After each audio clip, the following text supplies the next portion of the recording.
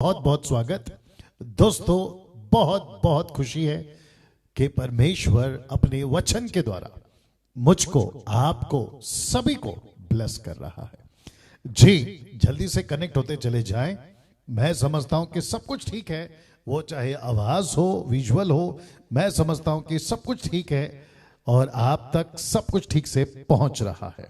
जितने भी मसीह मंथन के मेंबर्स हैं, रिक्वेस्ट करता हूं कि जल्दी जल्दी जुड़ते चले जाएं। जी, जल्दी जल्दी जुड़ते चले जाएं। Thank you Lord. जी दोस्तों, आज एक मैं समझता हूं कि 3 चैप्टर 46, 47, 48 हिंदी में कैसे बोलेंगे, 46, 47, 48, आई थिंक ठीक बोल रहा हूं।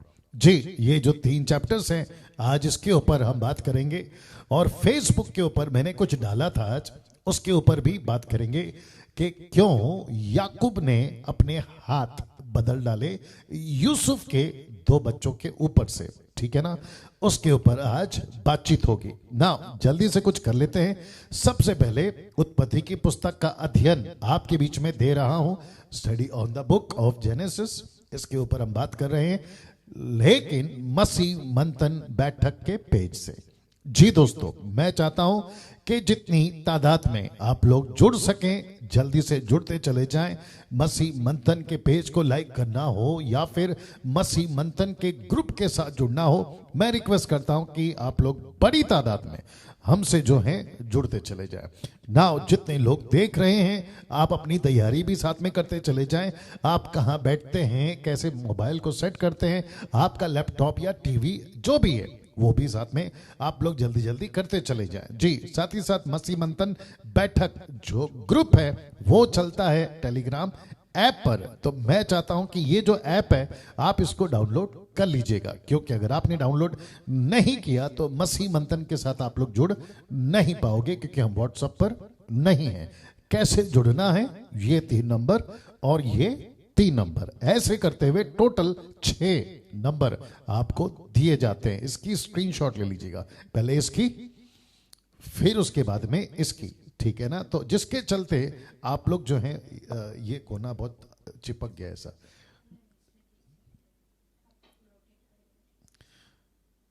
दिखाओ, रोटेट करके दिखाओ दोस्तों, 1 सेकंड दीजिए। जी, बहुत ज़रूरी है कि आप लोगों को सब कुछ ठीक से दिखे, जिसके चलते मैं ऐसा कर रहा हूँ। अच्छा, ठीक है, नो इशू। हाँ हाँ, एच के वजह से कर्व कर्व कर्व।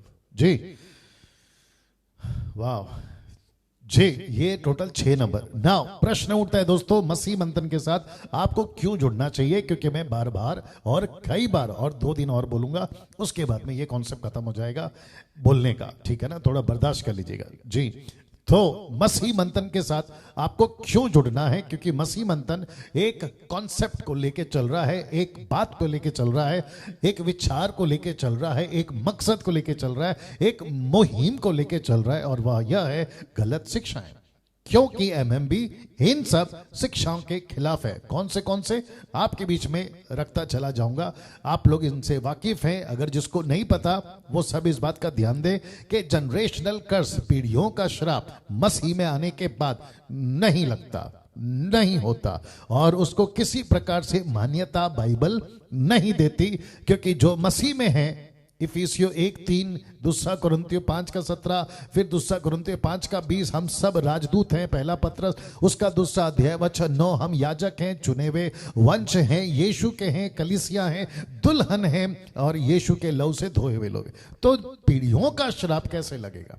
तो कुछ लोग सिखाते हैं, उनका अपना अपना क्या कहते हैं ना, नॉलेज या ज्ञान है, जिसके चलते वो लोग सिखा रहे, बट हम स्वीकार नहीं करते, क्योंकि बाइबल उसको इजाजत नहीं देती। दशमांश भी जो है किसी प्रकार का क्या कहते हैं, जोर जबरदस्ती के साथ नहीं होना चाहिए कि देते हो तो आशीष है, नहीं देते हो तो श्राप है, या फिर मलाकी 3:10 का डर दिखाकर। ऐसा किसी प्रकार का कॉन्सेप्ट को मसीह मंथन या डैनियल राज नहीं मानता। रहा सवाल 10 आज्ञा, जिसको कहते हैं इंग्लिश में 10 कमांडमेंट्स, हम 10 का पालन क्यों करें? हम पूरी बाइबल का पालन करेंगे।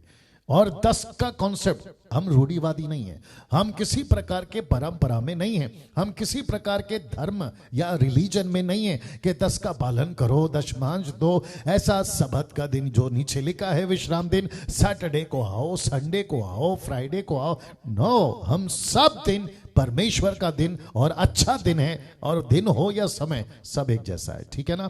ना ये सबसे ज्यादा जिसके ऊपर मैं जोर देता हूं, और वो है अन्य भाषा, जिसको ब्रैकेट में जिब्रिश लिखा है, इंग्लिश में टंग्स लिखा है। ऐसी किसी प्रकार का दान जिसको जिब्रिश कहते हैं बाइबल के अंदर नहीं है।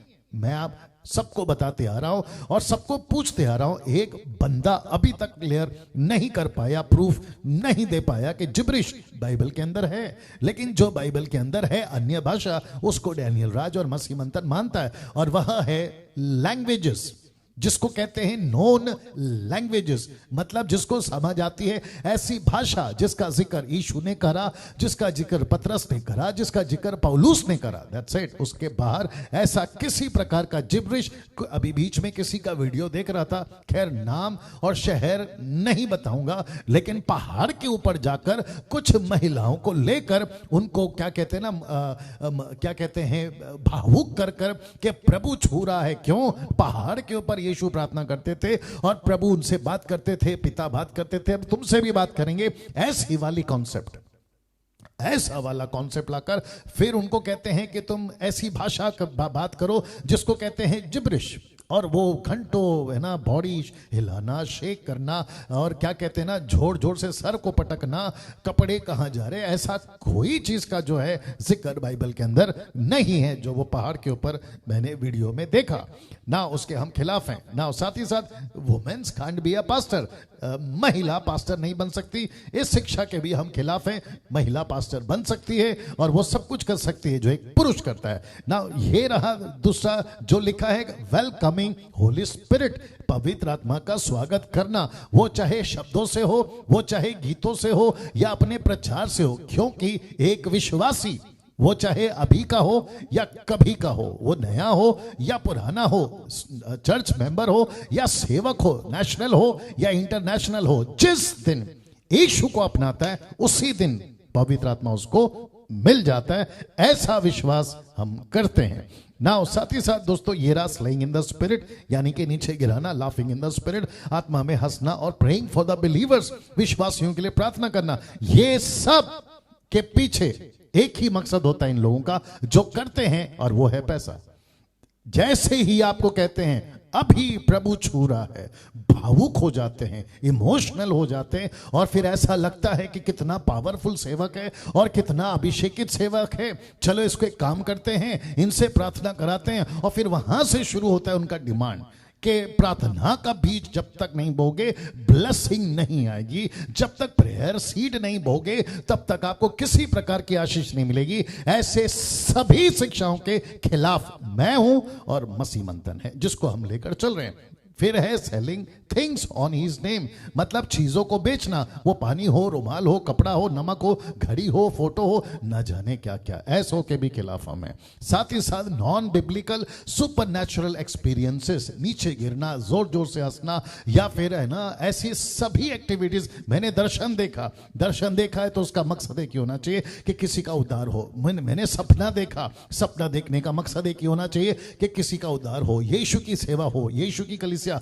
उसका राज्य बढ़े। ये नहीं कि आपने कोई दर्शन देखा, आपका नौकरी, आपका बिजनेस, इन सब चीजों के पीछे परमेश्वर टाइम पास नहीं करता ना। दोस्तों मोटिवेशनल प्रीचिंग, ब्लेसिंग प्रीचिंग और मिरेकल्स प्रीचिंग, अगर आप परमेश्वर की योजना में हैं, आप यीशु की योजना में हैं, आप मिशन में हैं, आपको किसी प्रकार की ऐसी टीचिंग की जरूरत नहीं है जहां मोटिवेशनल जिसको प्रीच कहते हैं, क्योंकि ये भी ऐसे ही करते हैं, ऐसे भावुक कर देते हैं आपका दिल की तसल्ली के लिए। अरे क्या प्रचारक है, अरे क्या बोलता है, अरे मैं तो फेवरेट हूं परमेश्वर का। लेकिन प्रचार के बाद में जब तुम स्टेज से नीचे उतरते हो या फिर चर्च से बाहर जाते हो, फिर वही डिस्को, लीला, शीला, मुन्नी, बदनाम, और फिर वो सब कुछ करते हो जो संसार में चलता है। तो फिर मेरा प्रश्न है, परमेश्वर ऐसों को मोटिवेट क्यों करेगा, ऐसों को ब्लेस क्यों करेगा और ऐसों को चमत्कार क्यों करेगा?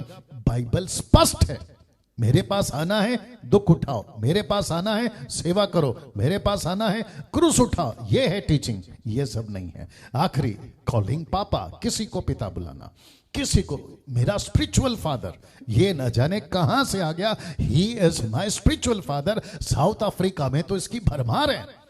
अफ्रीकन प्रीचर्स कहते हैं he is my spiritual father, या फिर इंडियंस उनको बना लेते हैं।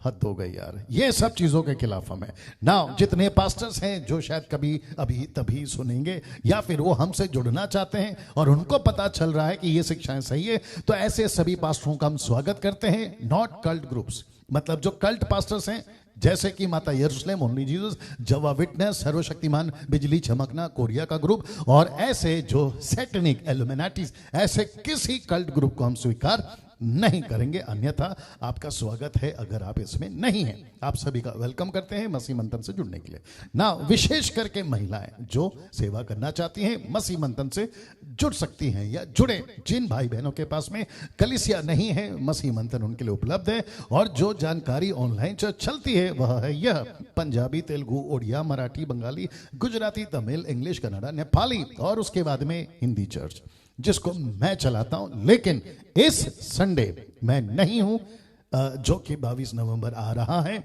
लेकिन इस संडे समीक्षा वो प्रचार करेगी जो कि आप फोटो पर देख रहे हैं ना। महिलाओं के लिए एक अच्छी खबर है, और वह यह है कि हर शनिवार, एवरी सैटरडे, सुबह 10 से शाम 7 बजे तक प्रचार के लिए उनको मौका मिलेगा। और उसके लिए आपको इस बहन को, जिसका नाम है नीता सोलोमन और उनका यह नंबर है, इनको आप लोग संपर्क जरूर करें।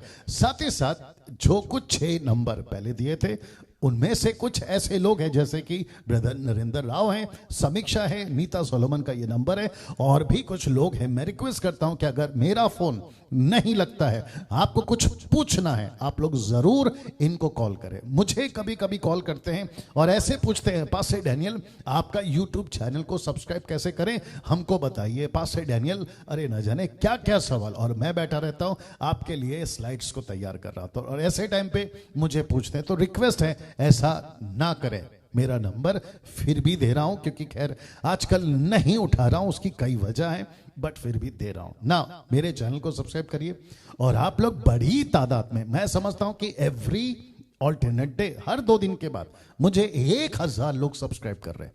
क्या बात है, अद्भुत है। और इसका सारा श्रेय पहले प्रभु को, और फिर उसके बाद आप सभी को जो दूसरों को रिकमेंड करते हैं। 1,29,000 लोग अभी तक जुड़ चुके हैं ना।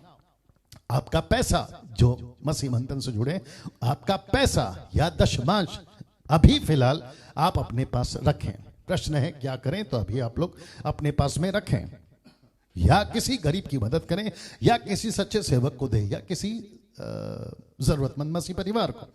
जी इसको रख रहा हूं, थोड़ी देर दीजिए जी।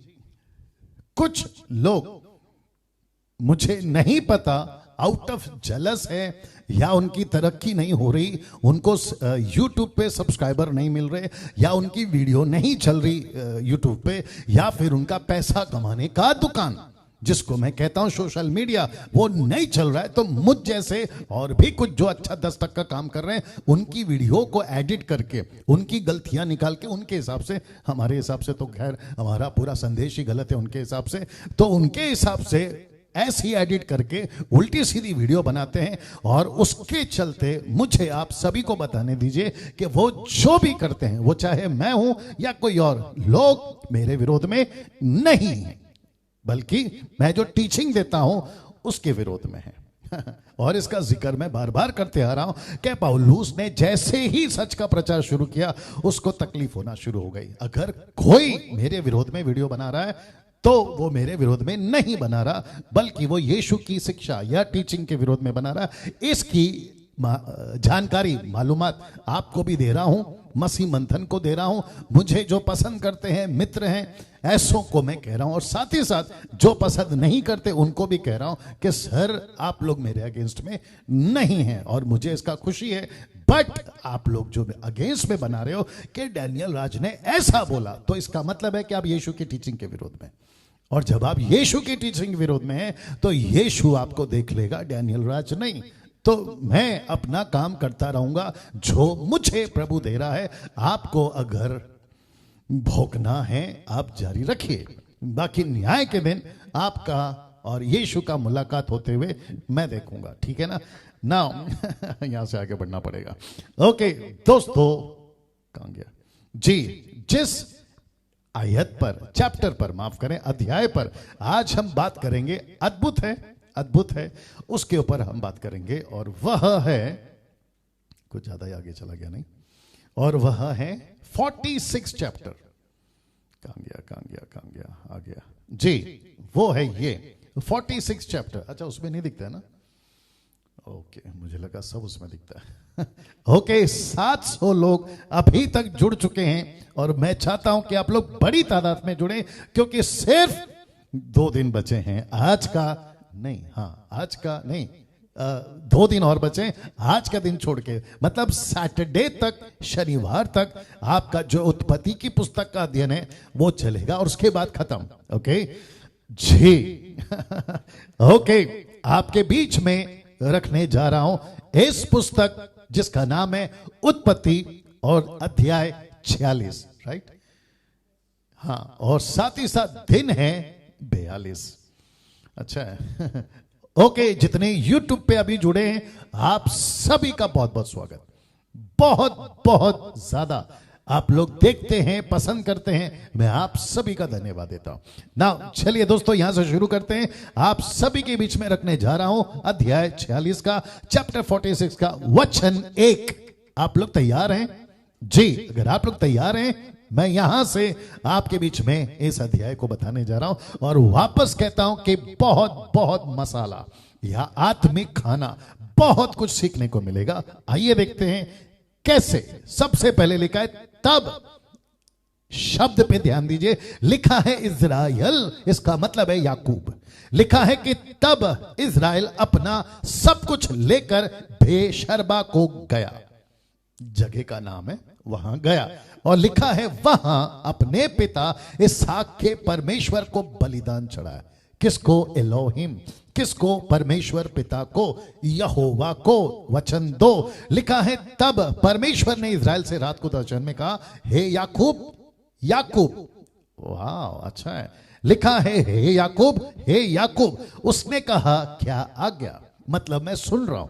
और अक्सर ऐसा होता था, वो चाहे अब्राहम हो, इसहाक हो, याकूब हो, और यूसुफ हो, ऐसे, और या दानियल, ऐसे लोग जब कहते हैं क्या आज्ञा, तो इसका मतलब है ऐसे वो तैयार है सुनने के लिए, ऐसे वो तैयार है करने के लिए, और जिसके चलते एक पैर पे खड़ा होना और बोल मैं कर दूंगा।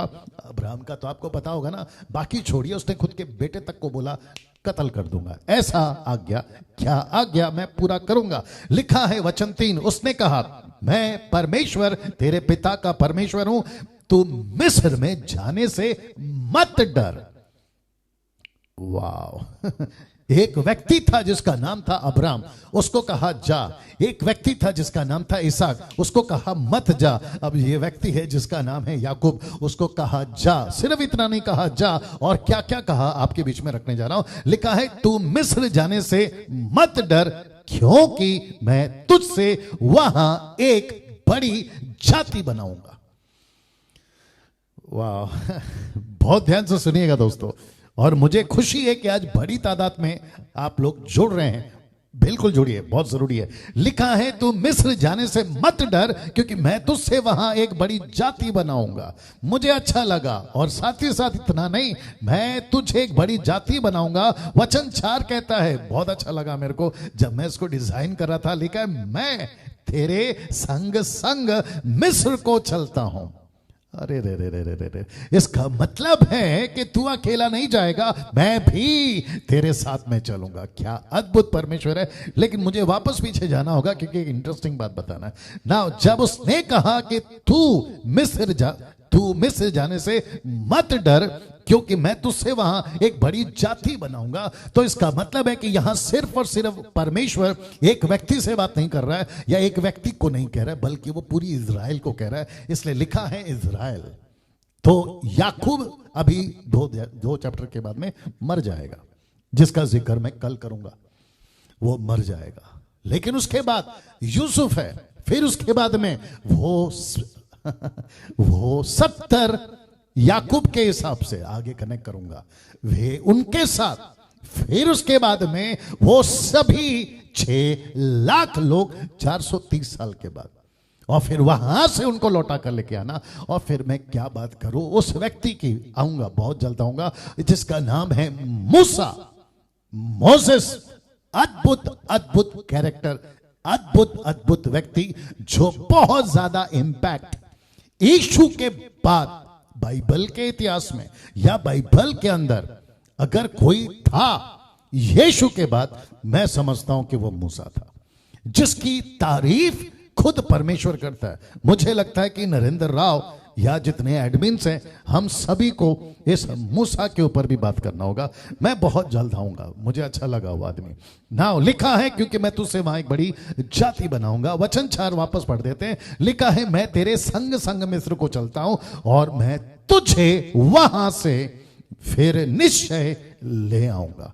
और ब्रैकेट में लिखा है 430, तो इसका मतलब है 430 साल के बाद में। और यूसुफ अपने हाथ से तेरी आंखों को बंद करेगा। अब आप समझ गए होंगे, तेरी आंखों को बंद करेगा कहां? इजिप्ट में, मिस्र में। इसका मतलब है कि बहुत जल्द तू मरने पर है ना। आज 100 लोग जुड़ चुके हैं, मैं रिक्वेस्ट करता हूं मेरे साथ में बने रहें, लेकिन बहुत जल्दी जुड़े आप लोग जी। स्टार्ट कर 20 मिनट हो गया जी। वचन 5 लिखा है, तब याकूब बेशर्बा से चला। इस्राएल के पुत्र अपने पिता याकूब और अपने बाल बच्चों और स्त्रियों को उन गाड़ियों पर जो फिरौन ने उनके लिए आने को भेजी थी चढ़ाकर चल पड़े। वचन 6, वे अपनी भेड़ बकरी गाय बैल कनान देश में अपने इकट्ठा किए हुए सारे धन को लेकर मिस्र में आए। वचन 7, और याकूब अपने बेटे बेटियों पोते पोतियों अर्थात अपने वंश भर के अपने सब संग मिस्री में ले आया। वचन 8, याकूब के साथ जो इस्राएली अर्थात उसके बेटे पोते आदि मिस्र में आए। और ऐसे करते करते करते आप देख सकते हैं बहू, आप देख सकते हैं बेटे, आप देख सकते हैं पोते, ऐसे करते करते लिखा है, फिलहाल यहां लिखा है 16 प्राणी। आप नीचे देख सकते हैं लिखा है 16 प्राणी। अब मैं इतना नहीं पढ़ूंगा, आप लोग समझदार हैं। वचन 19 लिखा है, फिर याकूब की पत्नी राहेल के पुत्र यूसुफ और बिन्यामीन थे और मिस्र देश में ओन के याजक, अच्छा हाँ, ओन के याजक पोतीपर की बेटी असनत से यूसुफ के 2 पुत्र उत्पन्न हुए अर्थात मनशे और एप्रेम। मैंने इसको ब्लैक में स्पॉट किया है क्योंकि इसको आप सभी को कनेक्ट करना है। वचन 21, बिन्यामीन के पुत्र बेला। और ऐसे करते करते यहां तक जब आप पहुंचोगे, तब आप पहुंचोगे यहां पर वचन 25 में, 25 भी पढ़वा नहीं, 26 पढ़ते हैं। याकूब के नीज वंश के जो प्राणी मिस्र में आए, वे उसकी बहुओं को छोड़, डॉटर इन लो को छोड़, सब मिलाकर 66, जिसको ब्रैकेट में लिखा है 66 प्राणी हुए। बहुत ध्यान से सुनना। और यूसुफ 27 वचन 27 लिखा है, यूसुफ के पुत्र जो मिस्र में उससे उत्पन्न हुए वे 2 प्राणी मनशे और एप्रेम। इस प्रकार याकूब के घराने के जो प्राणी मिस्र में आए वे सब मिलकर 70, ब्रैकेट में 70 हुए। मेरा एक प्रश्न है, यूसुफ के बच्चे मनशे और एप्रेम अभी तक याकूब मिला नहीं है, उनके साथ में मुलाकात नहीं हुई है, लेकिन उसके पहले याकूब उनको अपने लिस्ट में गिनती कर रहा है। और इसको लिख कौन रहा है? मूसा। इसको दिमाग में रखिएगा, जैसे ही आगे बढ़ूंगा ना तो आपको कनेक्ट हो जाएगा, ठीक है ना। लेकिन फिलहाल बात करते हैं, नीचे लाइन लिखा है 70, ऐसा लिखा है कि 70 टोटल 70। बट जितने मुस्लिम्स और ऐसे लोग सनातन धर्म वाले या फिर बाइबल की कुछ गलतियां, एक व्यक्ति था मर गया, वो एक व्यक्ति था अहमद शेख, लेकिन उसके चेले चपाटे बहुत हैं मार्केट में। ऐसे बाइबल से जो उनके हिसाब से लगता है ना कि ये एरर है, एरर समझते हैं, खोट, गलती, उसको निकालकर pin out, point out, pin out करके ऐसी वीडियो बनाते हैं और कहते हैं कि देखो ये ऐसा है, देखो यहां गलती हो गई, देखो ये मनुष्य की लिखावट है, ये परमेश्वर की लिखावट नहीं है। दूसरा तिमोथी 3:16 जहां लिखा है कि परमेश्वर ने अपनी आत्मा की प्रेरणा से लोगों को दिया और उन्होंने लिखा। ऐसे किसी प्रकार को बातों को नहीं मानते और कहते हैं कि इनकी बाइबल करप्ट हो गई है और एविडेंस या फिर सबूत यहां से उठाते हैं। तो जिसके चलते एक नमूना पेश कर रहा हूं, जो लिखा है सब मिलाकर 70, तो जबकि यहां लिखता है 70, ऊपर लिखा है क्या कहते हैं 66। मेरा प्रश्न है, बहुत ध्यान से सुनिएगा, अगर 66 है, मनशे को और प्रेम को पकड़ के 68 हो गया, तो फिर ये 2 कहां से है एक्स्ट्रा? हाँ, अरे है ना बात समझ में? जी, मुझे बेहद बेहद खुशी है कि बड़ी तादाद में आप लोग अध्ययन ले रहे हैं इस पुस्तक का। मुझे नहीं पता बाकी लोग क्या कर रहे हैं। ऐसा हो सकता है कि पेट दर्द, सर दर्द, कमर दर्द, घुटना दर्द के पीछे वो पड़े हैं, माजा साठी प्रार्थना करा, मेरे लिए प्रार्थना करो, प्रे फॉर मी वाले कॉन्सेप्ट वाले, ऐसों की तो भरमार है मसीह मार्केट में। मुझे नहीं पता वो एजुकेट कब होंगे, वचन में मजबूत कब होंगे, जिसको पत्रस कहता है, दूसरा पत्र, दूसरा अध्याय, अगर मैं गलत नहीं हूं, माफ करें, पहला पत्र 2:3 से अगर आप पढ़ोगे, लिखा है आत्मिक वचन की भूख रखो। जी, और ऐसा वचन भी है जहां लिखा है, गलती किताब उसका चढ़वा दिया है वचन 6 में, कि जो वचन की शिक्षा देते उनकी संगति में रहो। मैं समझता हूं कि हम सभी को वचन से बहुत बहुत ज्यादा एजुकेट होने की जरूरत है, और मुझे खुशी है आप लोग इतनी तादाद में अभी जुड़ रहे हैं। जी, मेरा प्रश्न है, ऊपर लिखा है 66, देख लीजिएगा, नीचे लिखा है मनशे और एप्रेम, फिर नीचे लिखा है 70। ये 70 कैसे होता है? ये तो 68 होता है, ये तो 68 होता है, तो 70 आए कहां से? ना, ये एक है, इसको उठाकर उल्टा सीधा बनाएंगे कुछ लोग वीडियो, कहेंगे कि देखो इनकी बाइबल गलत है। आइए इनको भी ठीक करते हैं और आपको भी। एक व्यक्ति है जिसका नाम है स्टीफन, हिंदी में लिखा है स्टीफनुस, लिखा है स्टीफनुस का अलग कहना है। ऐसा कैसे? आइए बताते हैं। प्रेरितों की किताब उसका 7:14, मेरे साथ में आखिर तक बने रहना, बहुत मसाला है। लिखा है, तब यूसुफ ने अपने पिता याकूब और अपने सारे कुटुंब को, बहुत ध्यान से सुनना, यूसुफ ने अपने पिता याकूब और अपने सारे कुटुंब को, बहुत ध्यान से देखिएगा, लिखा है जो 75 व्यक्ति थे, बुला भेजा। अब ये दोनों रख रहा हूं आपके बीच में ताकि आप कंफ्यूज ना हो। इस तरफ कहता है 70, उस तरफ कहता है 75। अच्छा है, इस तरफ कहता है 70, उस तरफ कहता है 75, 70 एंड 75। इस तरफ ये लिखा है याकूब अपने घराने के जो प्राणी मिस्र आए वो मिलकर 70 कैसे होते? ये भी गलत है, लिखना चाहिए 68। अरे ना बात समझ में? दूसरा, समीक्षा नरेंद्र, आप लोग भी तैयार रहिएगा क्योंकि आप लोगों से एक प्रश्न पूछा था, अब मैं उसका जवाब देने जा रहा हूं। तब तक मैं इसको रख रहा हूं, थोड़ा हजम करिए। हजम तो करना ही पड़ेगा, अगर हजम नहीं होगा तो फिर दिक्कत हो जाएगी। नहीं, आत्मिक जीवन में बहुत जरूरी है, बहुत जरूरी है। जी, ओके। वापस आते हैं। मुझे नहीं पता आप में से कभी किसी का ध्यान इन सब चीजों पर गया था कि नहीं गया था। जब मैं पुस्तक की स्टडी दे रहा था, कौन सी? दानियल, मैंने उस टाइम पे भी कहा था कि 75, जो कि कुछ 1360 का आंकड़ा था ना दानियल के टाइम पे। जी, मैंने 75 को कनेक्ट किया था लूका के जियोनोलॉजी से, और वो वंशज थे 75। और स्टीफन के बारे में लिखा है, स्टीफन के बारे में लिखा है कि ऐसा लड़का, ऐसा व्यक्ति जो निपुण था, परफेक्ट था, वो चाहे यहूदी की किताब हो। और आपको बताता चलो कि उन दिनों में ऐसी 3 मेजर लैंग्वेज, एक है हिब्रू, दूसरी है अरामिक और तीसरी है ग्रीक। ऐसी 3 भाषाओं में पूरी तरह से, जैसे पौलुस की टीचिंग पक्की थी डंके की चोट पे, विद द कॉन्टेक्स्ट सारी स्टडी कर कर वो खड़ा रहता था, स्टीफन खड़ा रहता था, पतरस खड़ा रहता था। और यही वजह है कि उन दिनों के शास्त्री फरीसी इनके सामने टिक नहीं सकते थे। पीछे बहुत बात करते थे, लेकिन उनके मुंह पे बात करने की हिम्मत तब भी नहीं थी और अब भी नहीं थी। इसमें मैंने अपना भी डाल दिया। बहुत जरूरी है। लिखा है 70 और इधर 75, तो ये गड़बड़ी क्यों? मुस्लिम्स के हिसाब से, अहमद शेख के हिसाब से, जाकिर नाइक के हिसाब से, सनातन धर्म वालों के हिसाब से, और ऐसे लोग जो बाइबल को करप्ट कहते हैं कि इनकी बाइबल करप्ट है, मैन मेड है, मनुष्य ने लिखा है, ऊपर से कोई डिवाइन क्या कहते हैं ना, लीडिंग नहीं आई, ये मनुष्य का। दूसरा तीमुथियुस 3:16 को तो कट कर देते हैं। तो ऐसों को आज सिर्फ एक ये पहलू, ये 70 और 75, और वापस कहता हूं ये 70 नहीं है। याकूब और ईसाव को गिनोगे तो 70 है, क्योंकि कुछ लोग गिनते हैं, बोला याकूब और ईसाव को कैसे भूल गए, तो उसको भी गिनो। चलो उसको भी गिनते हैं, लेकिन ये 5 कहां से लाओगे? ये एक्स्ट्रा 5 कहां से लाओगे? तो आपके बीच में कुछ रखने जा रहा हूं। यहूदा के 2 बच्चे याद हैं आपको? यहूदा के 2 बच्चे, वो कौन से बच्चे थे? एक था एर और दूसरा था ओनान, जो मर गए थे। और आप सभी जानते हैं वो लड़की, वो औरत, वो बहू, आप सभी को पता है, यहूदा की पत्नी, माफ करे बहू, जिसका नाम था तमार, जिसका नाम था तमार। तमार क्या गजब की औरत थी वो भी। उसके चलते इन दोनों ने क्या किया आप सभी जानते हैं, और ये मर गए।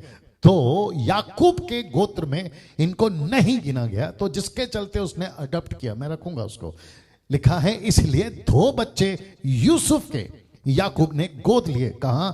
जब हम चैप्टर 48 में आएंगे ना, वचन 5 में, तब आपको मैं कनेक्ट करूंगा। तो मेरे साथ में बने रहे, इसलिए कह रहा हूं कि आखिर तक बने रहे, बहुत मसाला है ना। यूसुफ, अब प्रश्न उठता है कि यूसुफ के कितने बच्चे थे? मैंने अभी इनको पूछा था, हमारे लोगों को तो मैंने उनको कहा था कि get ready with the shocking truth, सच्चाई के लिए तैयार है ना। तो समीक्षा, नरेंद्र, अगर आप लोग सुन रहे हैं, आप लोग तैयार रहिएगा ना। जोर का झटका आपको धीरे से देने जा रहा हूं ना। मैं वापस कहता हूं कि ओरिजिनल मैन्युस्क्रिप्ट जब लिखी जाती थी, या माफ करें जी, लिखी जाती थी, तो वो सही थी। उसके बाद ट्रांसलेशन वो भी सही होती है, लेकिन क्योंकि क्या कहते हैं ना, लैंग्वेजेस, जैसे कि मैंने आपको कहा हिब्रू, अरामिक और ग्रीक, ये जो 3 मेजर लैंग्वेज की भाषा में ट्रांसलेटेड होते थे, तो उसके ट्रांसलेट के टाइम पे जब दृष्टिकोण, जो कि मैं रखूंगा, किसने लिखा, किसके एंगल से हम लिख रहे हैं या बोल रहे हैं या पढ़ रहे हैं, उसको इंपॉर्टेंट देते थे। और जिसके चलते ये कभी कभी ऐसी ऊपर नीचे होती है, जिसको लोग कहते हैं एरर है, बट यहां पे कहीं पे भी एरर नहीं है ना। यहां एरर है, एरर का मतलब है ना 75 में गड़बड़ है ना 70 में गड़बड़ है। मैं जब जवाब दे दूंगा ना, तो हो जाएगा दूध का दूध, पानी का पानी। आगे चलते हैं लेकर अपनी कहानी। ये गड़बड़ कहां है आपके बीच में रखने जा रहा हूं, जो कि मैं आपको अभी बता चुका हूं कि 2 बच्चे का शिफ्ट हुआ, मतलब 2 बच्चे यहां से वहां उठा लिए गए। यूसुफ के 2 बच्चे, मनशे और एफ्रेम, इसको ध्यान में रखिएगा ना। यूसुफ के टोटल कितने बच्चे? अगर आज के युग में पूछा जाए, किसी को भी पूछा जाए, मैं समझता हूं कि 90% यही जवाब आएगा कि 2 बच्चे, एक है मनशे और एक है एफ्रेम। उनकी गलती नहीं है, क्योंकि लिखा है, इंग्लिश पढ़ो, मराठी पढ़ो, तेलुगु पढ़ो, गुजराती पढ़ो, उड़िया पढ़ो, जो भी भाषा में पढ़ो, जो आजकल ट्रांसलेशन है वो यही कहता है कि 2 बच्चे हैं, मनशे और एफ्रेम, क्योंकि ट्रांसलेशन वही है। बट आपको शॉकिंग न्यूज दे रहा हूं कि यूसुफ के टोटल 9 बच्चे पैदा हुए थे। हजम करो, पानी पी रहा हूं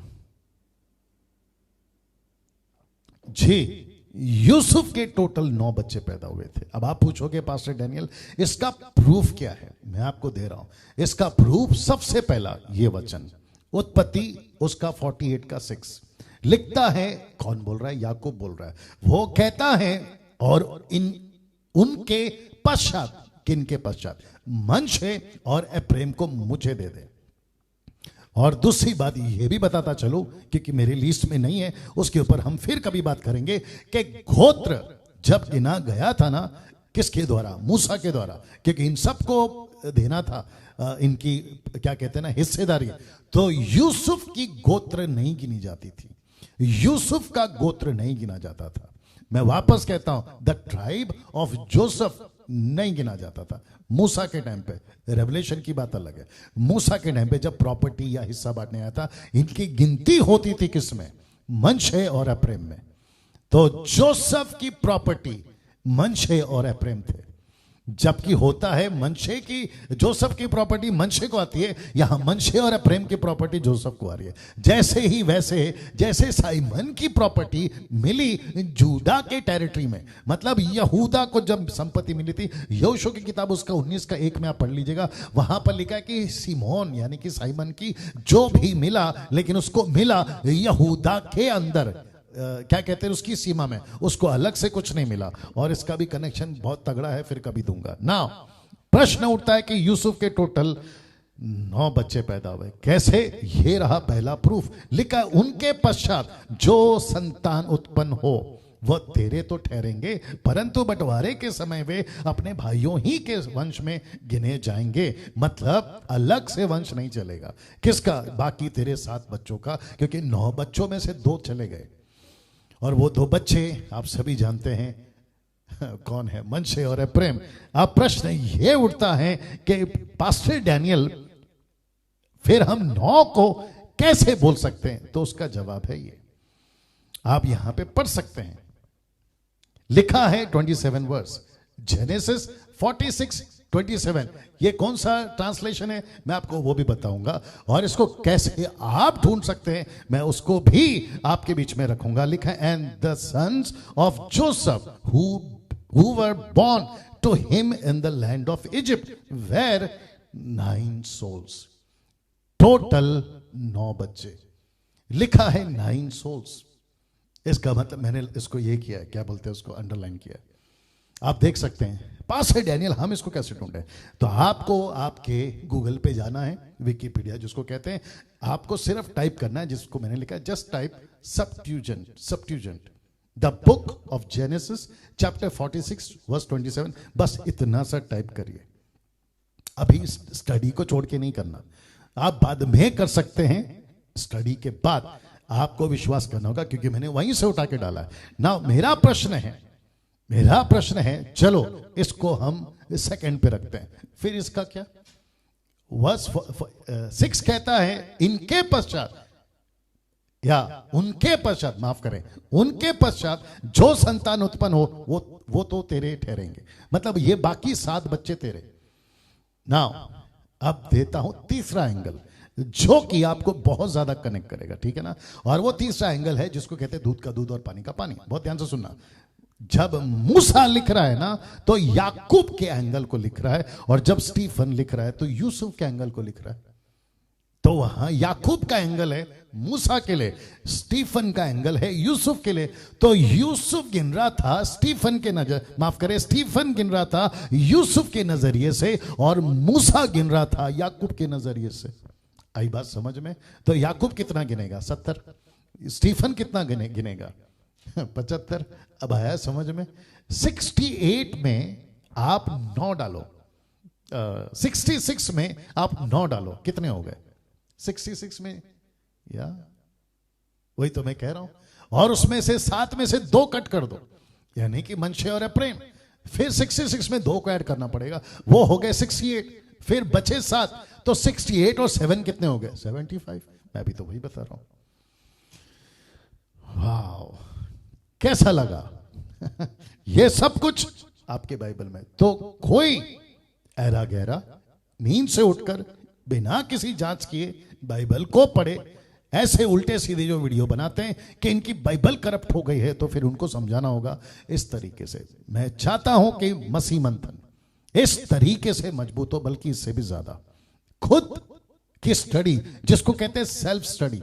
मैं तो सिर्फ एक जरिया हूं, मैं तो सिर्फ एक माध्यम हूं, मैं आपकी सिर्फ मदद कर रहा हूं। जैसे फिलिप ने मदद करी थी खोजा की, खोजा पूरा पढ़ रहा था लेकिन समझ कुछ नहीं रहा था, तो फिलिप को पवित्र आत्मा ने भेजा।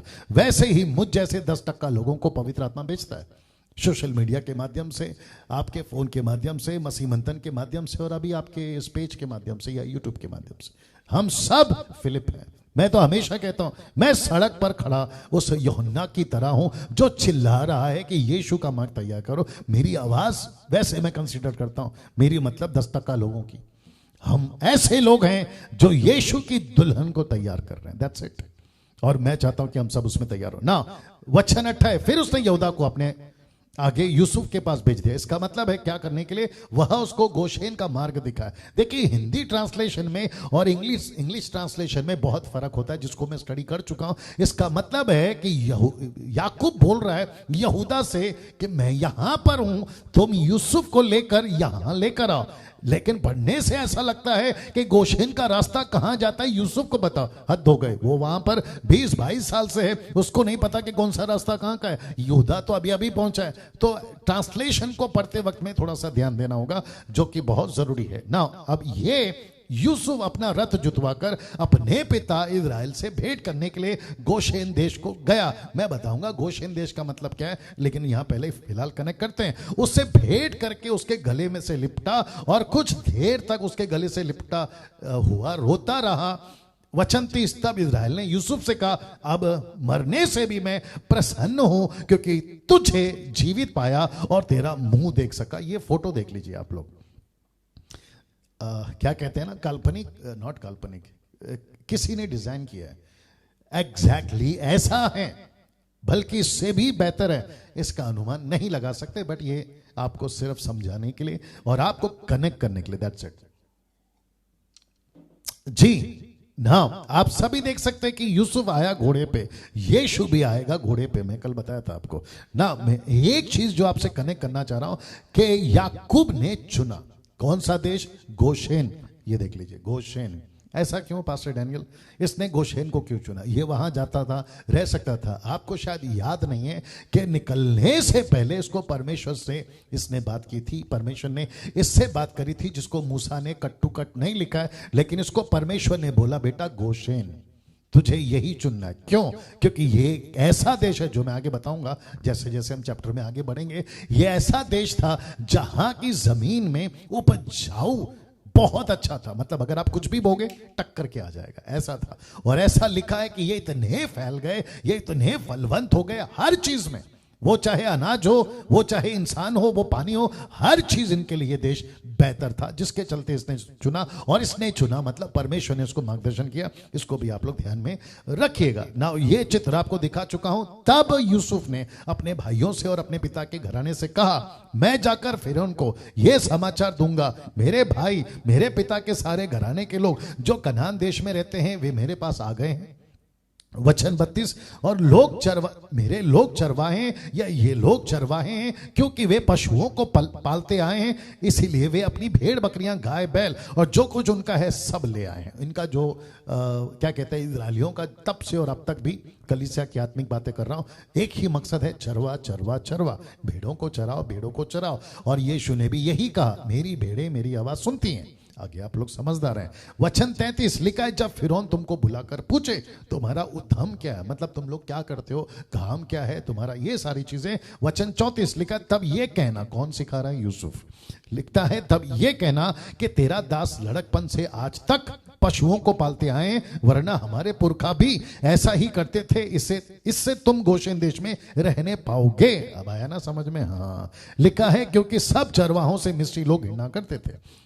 अब यहां हो क्या रहा है, मैं आपको कनेक्ट करने जा रहा हूं। याकूब और उसके लोग, यानी कि 75, अब 70 नहीं बोलेंगे, अब 75 बोलेंगे, ठीक है ना, क्योंकि अभी हम लोग यहां पर हैं, ठीक है ना।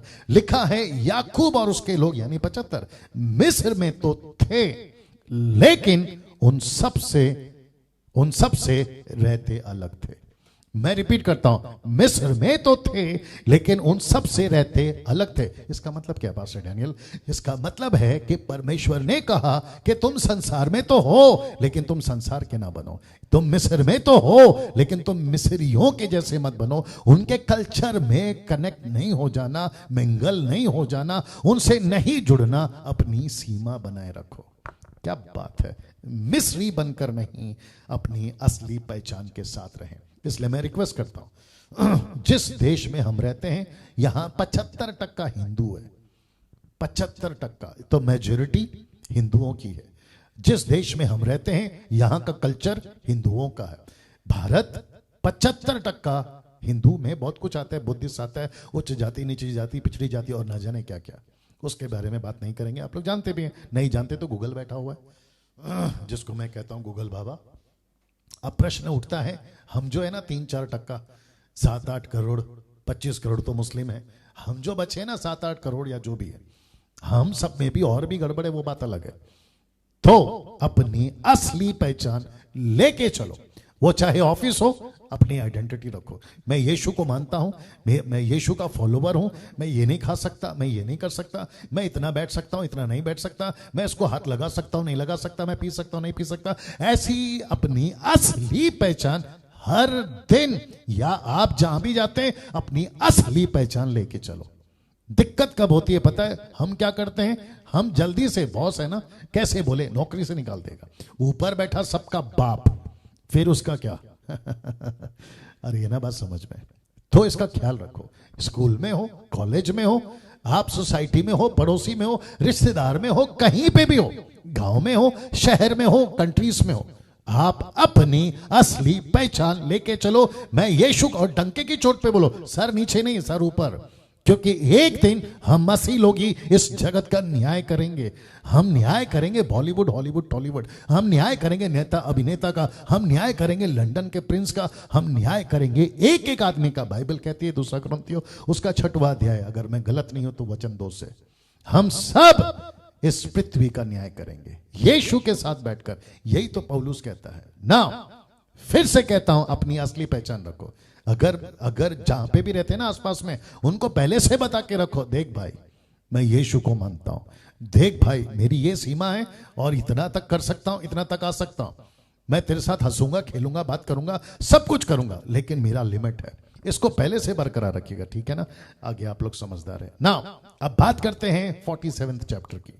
लिखा है फिरौन द्वारा याकूब का स्वागत, और अच्छी बात है, और फिरौन को तो करना ही होगा, क्योंकि जिस रहनो करम पे पल रहा है ना, उसका नाम है यूसुफ, और यूसुफ का बाप है याकूब, और याकूब और यूसुफ का असली आत्मिक बाप है या परमेश्वर यहोवा। क्या बात है, यहां तो तालियां चाहिए थी आपकी। चलिए आप लोग जो करना है कर सकते हैं। वापस आते हैं वचन 1, 47 का वचन 1। तब यूसुफ ने फिरौन के पास जाकर यह समाचार दिया, मेरा पिता, मेरे भाई, उनकी भेड़ बकरियां, गाय बैल, जो कुछ उनका है सब कनान देश में आ गया है, अभी तो वे गोशेन देश में हैं। वचन 2, उसने अपने भाइयों में से लिखा है, फिर उसने अपने भाइयों में से 5 जन लेकर फिरौन के सामने खड़े किए। मेरा एक प्रश्न है, 5 क्यों, जबकि ये लोग कितने हैं टोटल? 12। तो लेकर कितना जाना चाहिए था? 11, लेकिन लेकर गया है 5। ऐसे क्यों मेरे यारा? जरा सोचिए आप, ये 5 कौन है? और सोचिए जिसके सामने खड़ा हो रहा है ना, उनको जवाब देना है। तो आप शायद भूल गए कि यहां पे इसने पहले से पट्टी पढ़ाई थी, जितना बोल रहे हैं उतना ही बोलना। लिखा है ना 34 में, तब ये कहना, कौन कह रहा है? यूसुफ कह रहा है। तो यूसुफ को भी पता था कि अगर यूदा को, बाकी साइमन जैसे लोगों को और किसी को लेकर गया ना, तो ये बहुत बोलते हैं। उसके चलते उसने बोला, एक काम करता हूं, 5 को ले जाता हूं, ऐसे लोगों को ले जाता हूं जो बात को बनाए बिगाड़े नहीं। तो कभी कभी एक लीडर होने के चलते, एक पास्टर होने के चलते हमको देखना पड़ता है कि किसको ले चलना है और किसको नहीं ले चलना। इसको जरा दिमाग में रखेगा, नहीं तो ऐसा लगता है कि 5 को लेकर गए और वो भी फिरौन से, लेकिन हमको छोड़कर गए, कैसा लीडर है। अरे बस करो यार। आते हैं वचन, आगे वचन को लेकर। वचन 3 लिखा है, फिरौन ने उसके भाइयों से पूछा, तुम्हारा उद्यम क्या है? मतलब तुम लोग क्या करते हो, क्या करना चाहते हो, और आगे कैसे, है ना, ये सारी बातें लिखा है। उन्होंने फिरौन से कहा, तेरे दास चरवाए, देख रहे हो, पट्टा पट्टी जैसे पढ़ाई थी वैसे, है ना। आगे देखते क्या होता है। लिखा है, तेरे दास चरवे हैं और हमारे पुरखा भी ऐसे ही रहे, ऐसे ही रहे। वचन 4 लिखा है, फिर उन्होंने फिरौन से कहा, हम इस देश में परदेसी की भांति रहने के लिए आए हैं, क्योंकि कनान देश में भारी अकाल होने के कारण तेरे दासों को भेड़ बकरियों के लिए चारा ना रहा, इसलिए अपने दासों को गोशेन देश में रहने की आज्ञा दे। वचन 5 तब फिरौन ने यूसुफ से कहा, तेरा पिता, तेरे भाई तेरे पास आ गए हैं। वचन 6 जिस देश तेरे सामने पड़ा है, इस देश का जो सबसे अच्छा भाग हो उसमें अपने पिता भाइयों को बसा दे, अर्थात वे गोशेन देश में ही रहें। यदि तू जानता हो कि उनमें से परिश्रमी पुरुष कौन है, परिश्रमी पुरुष है, तो उन्हें मेरे पशु को अधिकार ठहरा दे। मतलब तेरे 5 भाइयों में या तेरे बाकी भाइयों में या नौकरों में अगर ऐसा कोई है जो नौकरी करना चाहता है, दे आर मोस्ट वेलकम, मैं उनको नौकरी दूंगा और वो लोग अपना गुजारा कर सकते हैं। ऐसी वाली बात वो कर रहा है ना। मुझे इसमें क्या दिख रहा है पता है? मुझे दिख रहा है कि फिरौन कितना हम्बल और कितना सॉफ्ट और कितना अच्छा ये दिखाई दे रहा है। लेकिन जैसे ही हम निर्गमन की पुस्तक यानी कि ठीक इसके बाद जैसे ही पढ़ते ना तो फिरौन अलग दिखता है। तो वो अलग है 430 वाला, 430 साल के बाद वाला ये अलग दिख रहा है ना। वचन 7 लिखा है, तब यूसुफ ने अपने पिता याकूब को ले आकर माफ करें, ये अच्छा लगा मेरे को, जरा ध्यान दीजिएगा। लिखा है, तब यूसुफ ने अपने पिता याकूब को ले आकर फिरौन के सामने खड़ा किया और याकूब ने फिरौन को आशीर्वाद दिया। वाह, आप नहीं समझे शायद, मैं वापस बोलता हूं। ऐसा नहीं लिखा है कि फिरौन ने याकूब को आशीर्वाद दिया, ऐसा लिखा है कि याकूब ने फिरौन को आशीर्वाद दिया। आप नहीं समझे अभी भी।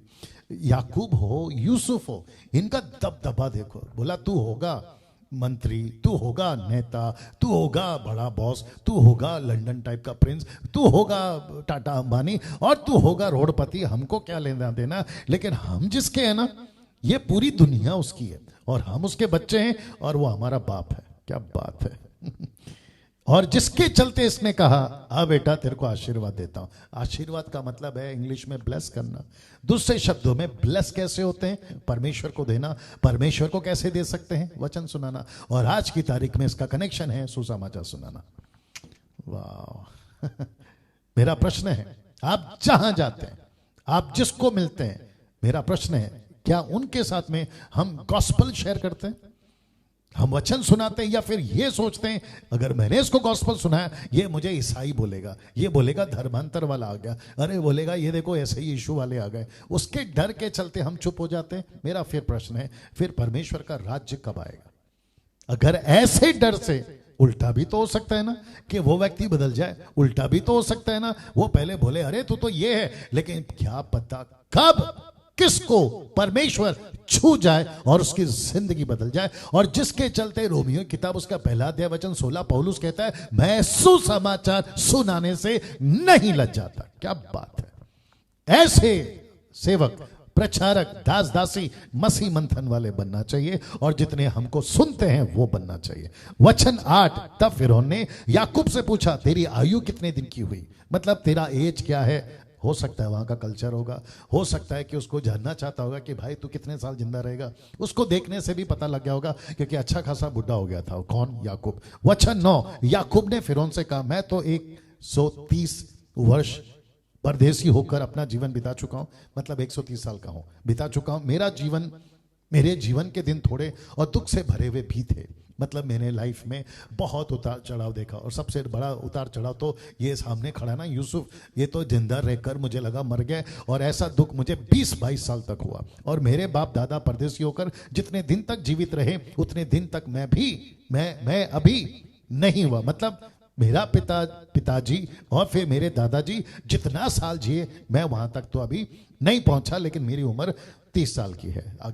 आगे बात करते हैं। वचन 10 लिखा है, याकूब फिरौन को आशीर्वाद देकर उसके सम्मुख से चला गया। तो याकूब फिरौन को आशीर्वाद देकर उसके सम्मुख से चला गया। कौन? याकूब चला गया। देखो क्या दबदबा है। वचन 11 तब यूसुफ ने अपने पिता भाइयों को बसा दिया। ये भी अच्छा है, बड़े ध्यान से सुनना। तब यूसुफ ने अपने पिता भाइयों को बसा दिया फिरौन की आज्ञा के अनुसार मिस्र देश के अच्छे से अच्छे भाग में, अर्थात रामसेस नामक प्रदेश में भूमि देकर उनको बसा दिया। यूसुफ अपने पिता का और अपने भाइयों का और पिता के सारे घराने का एक एक बाल बच्चों की गिनती के अनुसार भोजन दिला दिलाकर उनका पालन पोषण करने लगा। क्या आदमी है ये? कौन? यूसुफ। क्या दिल है इसका, ऐसे बच्चों का पालन पोषण कर रहा है जिनके बाप ने इनको बेचा था।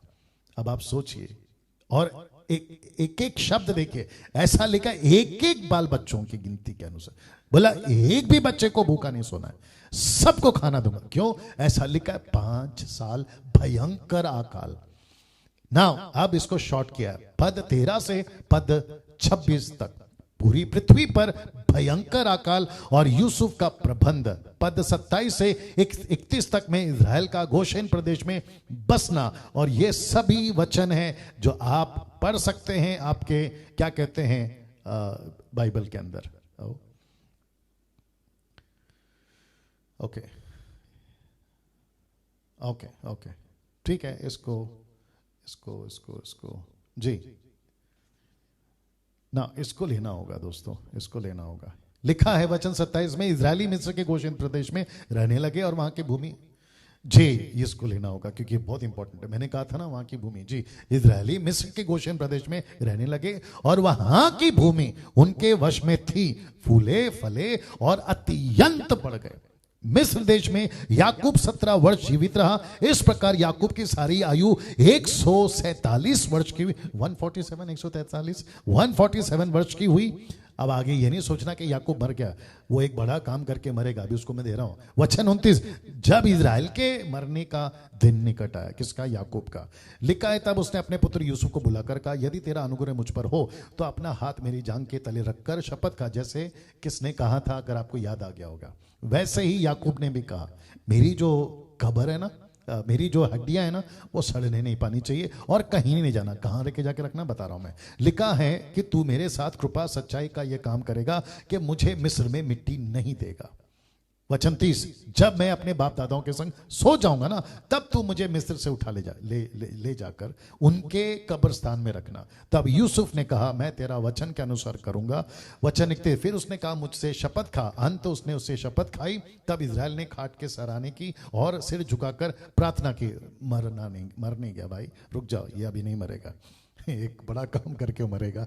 अक्सर ऐसे ही लगता है पढ़ने के बाद अभी गया है, लेकिन ये नहीं गया ना। आप सभी को याद होगा कि अब्राहम ने एलियाजर से क्या कहा था कि भाई तुझे ऐसी ही कसम खानी है। आगे मैंने आपको बताया था कि कनेक्शन क्या है, इसलिए आगे बढ़ेंगे। और ये रहा आज का आखिरी चैप्टर, 48 चैप्टर। याकूब द्वारा यूसुफ के पुत्रों को आशीर्वाद। ये डाला था मैंने फेसबुक पे, बहुत मजेदार है, मैं आपको बताता हूं। वचन 1, वक्त का ख्याल रखूंगा। वचन 1 आप लोग भी देख लीजिएगा, कुछ वक्त दीजिए जी। वचन 1 लिखा है, इन बातों के पश्चात, किन बातों के पश्चात? बहुत कुछ घटा होगा, बहुत कुछ बीता होगा, तो ऐसा लेखक लिखता है, मूसा लिखता है, इन बातों के पश्चात किसी ने यूसुफ से कहा। अब किसने कहा नहीं मालूम, लेकिन लिखता है किसी ने यूसुफ से कहा। क्या कहा? सुन, तेरा पिता बीमार है। वाह, तेरा पिता बीमार है, मतलब याकूब बीमार हुआ। इंसान है, हो सकता है। याकूब तेरा पिता बीमार है। मैं इसके ऊपर कुछ बोलना चाह रहा हूं, लेकिन वक्त को भी ध्यान रखूंगा। आज की तारीख में अब्राहम का विश्वास चाहिए। आज की तारीख में, आज की बात कर रहा हूं, मसीहों की बात कर रहा हूं, अब्राहम का विश्वास चाहिए। याकूब का जैसा ब्लेसिंग, जो बातें करी है ना जीवन में चली, माफ करे इसहाक, वो चाहिए। याकूब के जैसा जो कार्य उसने किया वो चाहिए।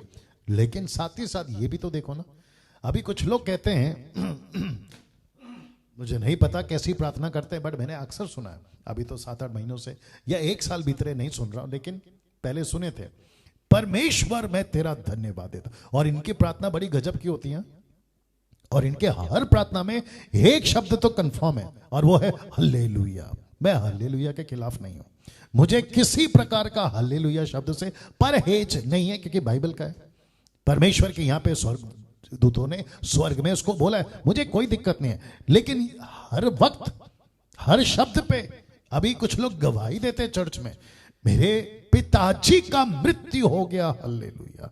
मेरी भैंस मर गई, हल्लेलुया। मेरी नौकरी चली गई, हल्लेलुया। अरे यार, तेरी नौकरी गई है, तेरी भैंस मर गई है, तेरा बाप मर गया, उसके बीच में तू हल्लेलुया क्यों घुसा रहा है?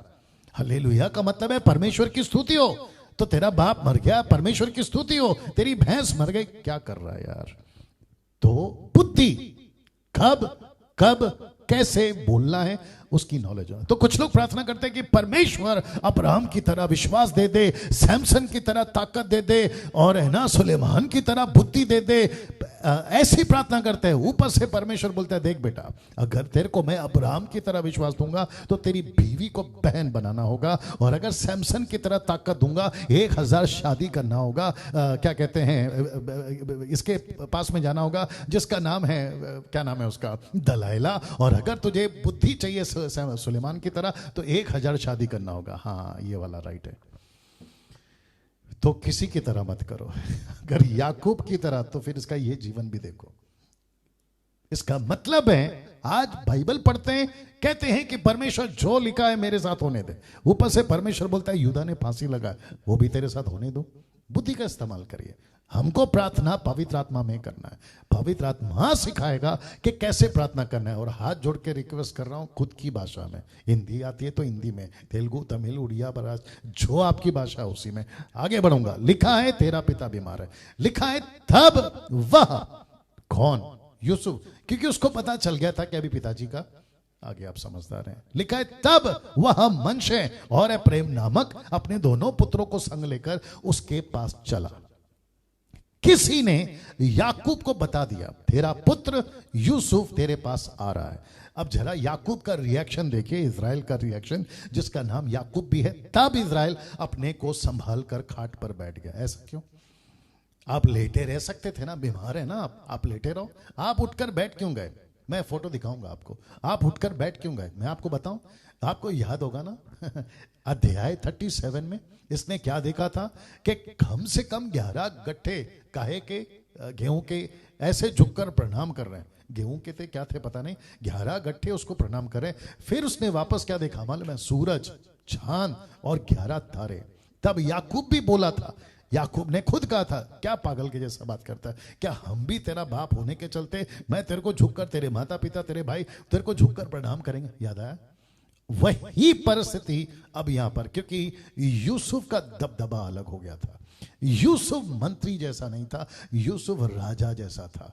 तो इज़राइल बोला यार इसको तो आदर देना ही चाहिए, इसलिए लिखा है कि वो उठकर बैठ गया ना। वचन 3, याकूब ने यूसुफ से कहा, सर्वशक्तिमान परमेश्वर कनान देश के लूज नगर के पास मुझे दर्शन देकर आशीष दी। अब इसका इंट्रोडक्शन किसका? याकूब का परिचय याकूब का किसके साथ शुरू हो रहा है? आशीष के साथ शुरू हो रहा है। पता है क्यों? कि इसको अच्छे से पता है कि मैं जाने वाला हूं, इसको अच्छे से पता है कि मेरा वक्त आ गया है, और मुझे अब सिर्फ यही बात पे फोकस करना है कि यूसुफ को कितनी आशीष मिलेगी, उसके बच्चों को कितनी आशीष मिलेगी, उसके 12 गोत्रों को कितनी आशीष मिलेगी। ये उसके दिमाग में चल रहा था। उसने यहां से शुरू किया कि सर्वशक्तिमान परमेश्वर मुझे कैसे आशीष दी। वचन 4, और कहा सुन मैं तुझे फलवंत करके बढ़ाऊंगा। किसने कहा? परमेश्वर ने। किससे कहा था? याकूब से कहा था। उसका वो चर्चा कर रहा है, कहता है फलवंत करके बढ़ाऊंगा और तुझे राज्य की मंडली का मूल बनाऊंगा। तेरे पश्चात तेरे वंश को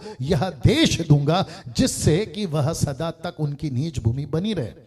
मैं आपको बताऊंगा कैसे परमेश्वर ने उनको लौटा कर लेकर आया जब हम मूसा की चर्चा करेंगे। वचन 5, और अब तेरे दोनों पुत्र, अब ये आता है अपने दोनों उस बच्चों पर जिसका मैंने अभी जिक्र किया कि उसने उसको गोद लिया था। अडॉप्टेड सन्स, अडॉप्टेड, गोद लिया था, ठीक है ना। वाह, लिखा है तेरे दोनों पुत्र जो मिस्र में मेरे आने से पहले उत्पन्न हुए थे वे मेरे ही ठहरेंगे। अर्थात जिस रीति से रूबेन और शिमोन मेरे हैं उसी रीति से एप्रैम और मनशे भी मेरे ठहरेंगे। आप शायद, मेरे पास वक्त नहीं है बहुत सारी बातों को आज के स्लाइड में डालने के लिए, फिर कभी देखेंगे। रूबेन और शिमोन का कैरेक्टर आपको पता है, ये दोनों ने क्या क्या किया ये भी आपको मैं बताते चले आऊं।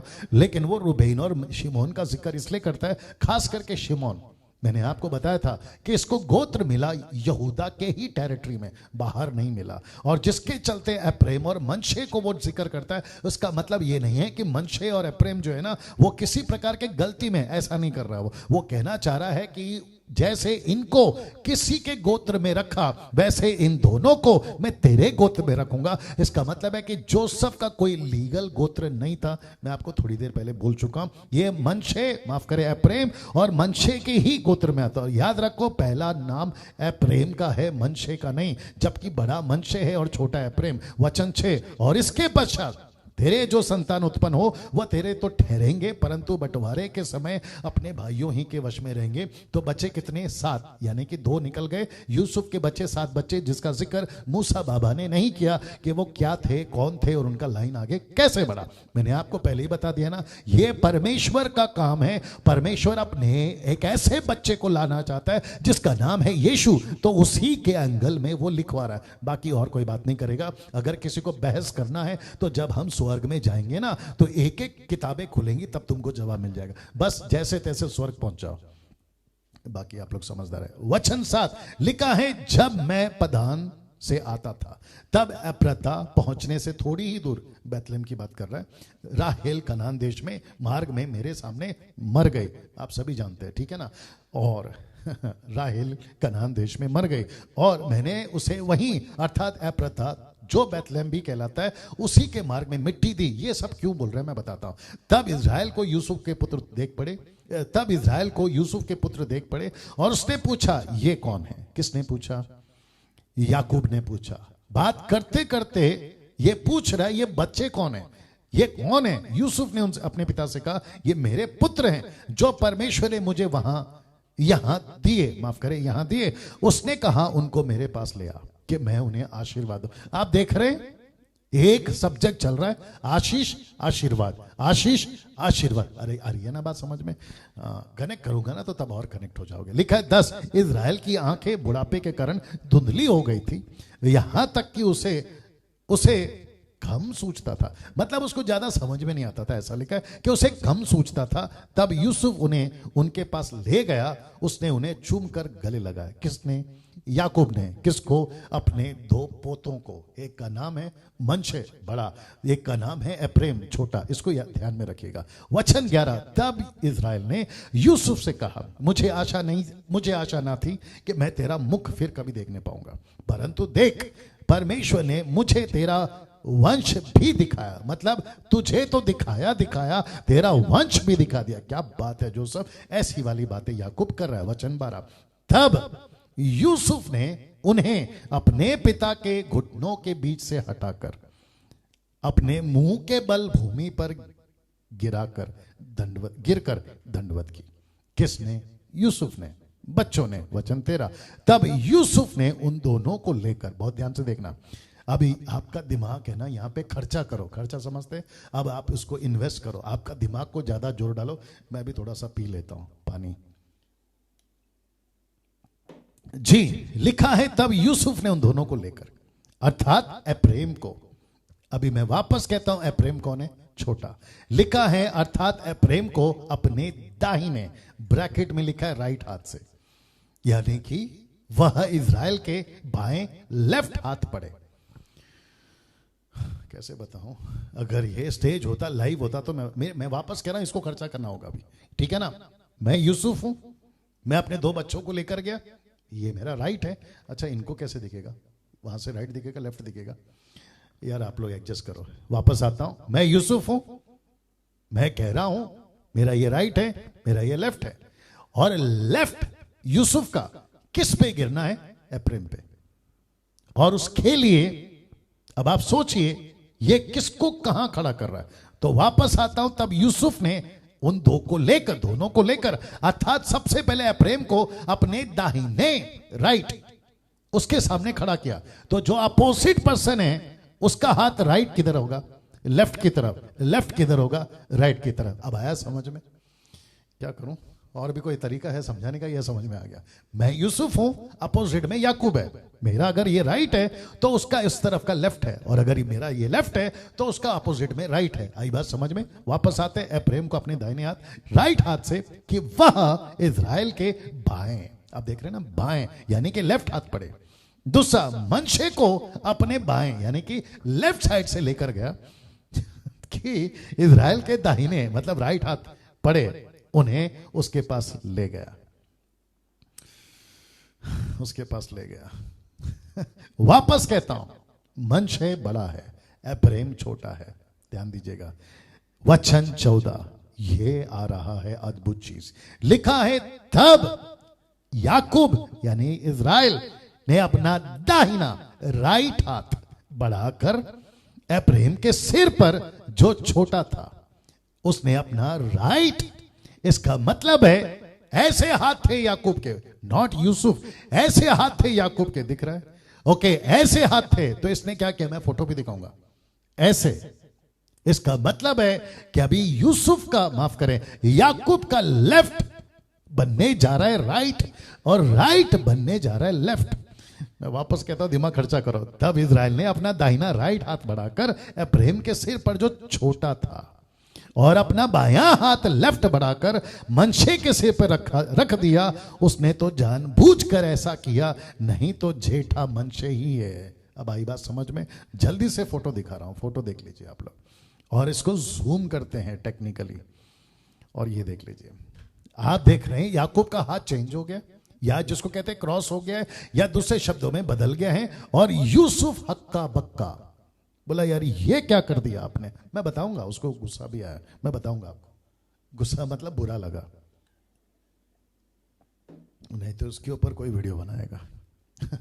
जी, वापस आते हैं। अब आपको कॉन्सेप्ट समझ में आ गया। छोटा है एफ्रेम, बड़ा है मनशे। मनशे के ऊपर आना चाहिए था राइट हैंड, एफ्रेम के ऊपर आना चाहिए था लेफ्ट हैंड, लेकिन यहां पर उल्टा हो गया, क्योंकि याकूब ने अपने हाथ बदल दिए, जिसको कहते हैं क्रॉस। ऐसे क्रॉस कर दिए। क्यों? बता रहा हूं। अब इसको देखे, याकूब ने ऐसा क्यों किया? Question mark. याकूब ने ऐसा क्यों किया, जिसको मैंने फेसबुक पे डाला था ना, मैं वही बताने जा रहा हूं। और बहुत कुछ, माफ करें, बहुत कुछ आप लोग सीखोगे। याकूब ने ऐसा क्यों किया, यहां परमेश्वर यूसुफ और इज़राइल को कुछ बताना चाह रहा है। मैं आपको बताता हूं क्या। और ये सारा एक्ट याकूब का नहीं है, ये सारा एक्ट परमेश्वर का। मैं कनेक्ट करूंगा। और दोनों के नाम का अर्थ, अभी आपको पहले बता दूं कि दोनों के नाम का अर्थ, तो यहां परमेश्वर यूसुफ और इज़राइल को कुछ बताना चाह रहा है, क्योंकि दोनों के नाम का अर्थ है। तो सबसे पहले दोस्तों, अजीजों, परमेश्वर के लोगों, हम सभी को जानना होगा कि याकूब, माफ करें, यूसुफ के दो बच्चे, जिसका नाम है मनशे और एक है एफ्रेम। फिर कहता हूं, एफ्रेम छोटा, मनशे बड़ा, ठीक है ना? इसको दिमाग में रखिएगा। आइए देखते हैं इनके नामों का अर्थ क्या है। तो सबसे पहले उत्पत्ति 41 का 51, 41 चैप्टर 51 वर्स, लिखा है, यूसुफ ने अपने जेठे का नाम, किसने? यूसुफ ने। और कब? 41 में। आपको याद आ गया होगा ना, ये घटना कब की है? जब इसको सपना का अर्थ मिला। किसको? यूसुफ को। जब राजा ने सपना देखा था, और वहां पर अकाल की तो शुरुआत थी, और वो सारे 7 साल, और ये 7 साल जो भी था, आपको याद आ गया होगा। जिसके चलते यूसुफ को एक याजक की बेटी दी गई थी, और उसके साथ उसका विवाह हुआ था। यूसुफ ने अपने जेठे का नाम यह कहकर मनशे रखा। मनशे, इसका अर्थ बताने जा रहा हूं। लिखा है कि परमेश्वर ने मुझसे सारा क्लेश और मेरे पिता का सारा घराना भुला दिया है,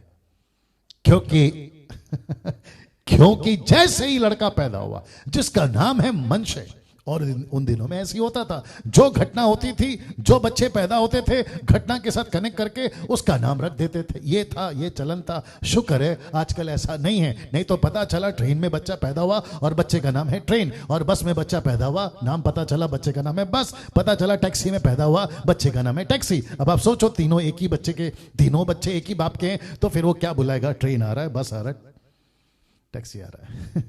शुक्र है ऐसा नहीं है। लिखा है ये कहकर मनशे रखा कि परमेश्वर ने मुझसे सारा क्लेश, मेरे पिता का सारा घराना भुला दिया। इसका मतलब है कि यूसुफ को तभी किसी प्रकार का अंदाजा नहीं था कि मुझे अब यहां से कभी मेरा बाप दिखेगा, मेरे भाई दिखेंगे, और ऐसा किसी प्रकार का जो है उसको नहीं था, क्योंकि मैं कई दिनों से बोलते आ रहा हूं कि ऊपर बैठा परमेश्वर इसकी जिंदगी लिख रहा था, डायरेक्टर बनकर। याद आ गया ना जी? तब इसने अपने बच्चे का नाम रखा, मेरा घराना भुला दिया। क्या ये सही है? गलत है। क्या यूसुफ को अपना घराना भूलना चाहिए था? नहीं। क्या उसको याद रखना चाहिए था? जी। क्या उसको सब कुछ याद रखना चाहिए था? जी हाँ। देखो, जब गलतियां होती है ना, या बुरे दिन, जैसा लिखा ना क्लेश, उसको भूलो, उसको याद मत करो, लेकिन साथ ही साथ सबक तो सीखो, साथ ही साथ दिमाग में तो रखो। एक होता है पता नहीं कनेक्ट कर पाऊंगा कि नहीं कर पाऊंगा, एक होता है फॉरगेटिंग और दूसरा होता है रिमेंबरिंग। मैं रिपीट करूं, हिंदी शब्द कैसे होगा? एक होता है फॉरगेटिंग, दूसरा होता है रिमेंबरिंग। मतलब चलो छोड़ो यार, बीता बीता, भाई ने धोखा दिया, मुझे बेच दिया, चलो छोड़ो यार। लेकिन एक होता है नहीं, ऐसा किया, अगर नहीं किया होता तो यूसुफ कैसे बोलता अच्छा छोड़ो यार जाने दो। तो याद तो रहता है ना। इसने नाम क्या रखा? भुला दिया। गजब का बच्चा पैदा हुआ था, भुला दिया। मेरे बच्चे का नाम है भुला दिया। तो अब मैं आपको भी इशारा मिल रहा होगा, अब बच्चे जिसका नाम है एप्रेम, आइए देखते हैं उसका नाम क्या रखा। दूसरे का नाम उसने ये कहकर एप्रेम रखा, जिसका मतलब है कि मुझे दुख भोगने के देश में परमेश्वर ने फुलाया फैलाया। ओ ओ ओ। अब आते हैं वापस। ओ सॉरी, पीछे जाना, आगे जाना था।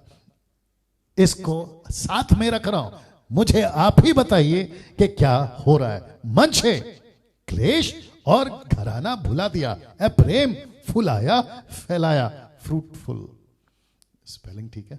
हाँ, एक है क्लेश और घराना भुला दिया, दूसरा है फैलाया और फलाया। क्या बात है। अब आप सोचिए, बच्चा जो पहला है ना, वो कहता है मैं सब भूल जाऊंगा, दूसरा बच्चा कहता है मैं फैल जाऊंगा। अरे वाह, अच्छा है। वापस आते हैं। पहला बच्चा कहता है मैं भूल जाऊंगा, दूसरा बच्चा कहता है मैं फैल जाऊंगा। सीधा। अब आप बताइए, क्या याकूब ने गलती की इन अपने हाथ को क्रॉस करके? जी नहीं। मत्ती 16 का 17 कनेक्शन दे रहा हूं। मत्ती 16 का 17, और मैं जानता हूं थोड़ा लंबा जा रहा है, बर्दाश्त कर लीजिएगा। मत्ती 16 का 17 लिखा है, यीशु ने उसको उत्तर दिया। किसको? पतरस को। पता है ना क्या नजारा है? मत्ती 16 का 13 से पढ़ोगे, जो कि मैं नहीं डाल सकता, नहीं तो बहुत लंबा हो जाता है ना। वहां पर यीशु ने पूछा लोग मेरे बारे में क्या बोलते हैं? तो किसी ने कहा कुछ, किसी ने कहा कुछ। एक ने कहा एलिया, एक ने कहा एलिशा, माफ करे जॉन द बैप्टिस्ट, किसी ने कहा जरमाया, और किसी ने कहा कि सब नबियों में से कोई एक। तब यीशु ने पूछा, पतरस बेटा तू क्या बोलता है? पतरस ने अपना मुंह खोला, उसने कहा, यीशु ने उसको उत्तर दिया कि हे शिमोन योना के पुत्र, तू क्या कहता है? क्या मांस और तू धन्य, माफ करें, तू धन्य है, क्योंकि मांस और लहू ने नहीं, परंतु मेरे पिता ने जो स्वर्ग में है ये बात तुझ पर प्रकट करी। तो यूसुफ के लिए, माफ करें, याकूब को भी परमेश्वर ने ही प्रकट करा था।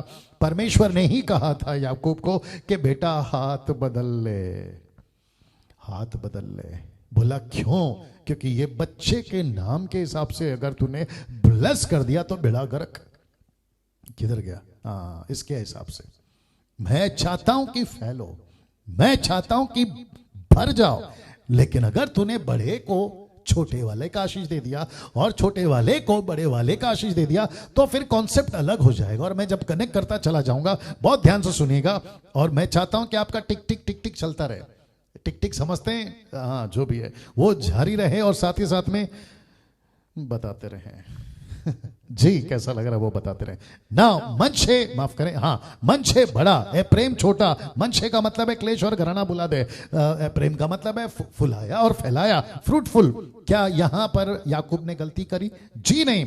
तो वचन का सपोर्ट लिया आज के युग के लिए। यहां लीड कौन कर रहा है? परमेश्वर। यहां कौन किसको बता रहा है? परमेश्वर। और अक्सर ऐसा होता है, क्योंकि पतरस को नहीं पता था कि मसीहा है। आपको ताज्जुब होगा, उसको तो लूका की किताब उसके 24वें अध्याय वचन 45 से पता चला। बोला अरे बाप रे, क्योंकि पतरस एक ऐसा आदमी था, जब उसको पता चला, किसी ने कहा यीशु जीवित है, बोला चला जा, तूने उसका सपना देखा होगा या स्वर्गदूत देखा होगा। उसको यकीन ही नहीं था। मरकुस 16 का 14, उसको यकीन ही नहीं था। ऐसा था पतरस। तो पतरस ने मुंह खोला, तब यीशु ने कहा बेटा पतरस, तूने नहीं, मेरे पिता ने तुझ पर प्रकट किया। क्या बात है, अमेजिंग कनेक्शन। नहीं, वैसे ही याकूब को कनेक्शन किया। परमेश्वर हमेशा से यही चाहता था। क्या चाहता था? और है, चाहता था और चाहता है कि हम फलें और फैलें। बहुत बारीकी शब्द है। लिखा है हम फलें और फैलें। शब्द देख रहे हैं आप, मैं रिपीट कर दूं, फलें और फैलें। उत्पत्ति किताब उसका 1:28 लिखा है, परमेश्वर ने उनको आशीष दी, उनसे कहा फूलो फलो पृथ्वी में भर जाओ। इसका मतलब क्या है? इसका मतलब है तब भी, अब भी और जब तक यीशु नहीं आता तब भी हम फलें और हम फैलें। वापस बोलता हूं, हम फलें और हम फैलें। क्यों पास्टर डैनियल? यूहन्ना की किताब उसका 5:8 कहता है, मेरे पिता की महिमा इसी से होती है कि तुम बहुत सा फल लाओ। फल नहीं, बहुत सा फल। ऐसा नहीं लिखा फ्रूट, बट लिखा है मच फ्रूट। थोड़ा नहीं, बहुत। मैं फिर कहता हूं कि तुम बहुत सा फल लाओ, तब ही तुम मेरे चेले ठहरोगे। और यूहन्ना की किताब उसका 15:2 कहता है कि जो डाली मुझ में है नहीं फलती, उसे वह, यानी पिता परमेश्वर, इसलिए वह उसे काट डालता है, उसको वो काट डालता है। मैं सीधा पूछूंगा, मसीह मंथन से पूछूंगा, GMT से पूछूंगा, आप फेसबुक वालों से पूछूंगा, यूट्यूब वालों से पूछूंगा, और जितने मेरे मित्र हैं और जितने मेरे शत्रु हैं उन सब से पूछूंगा कि तुमने मसीह के लिए फल कितना लाया।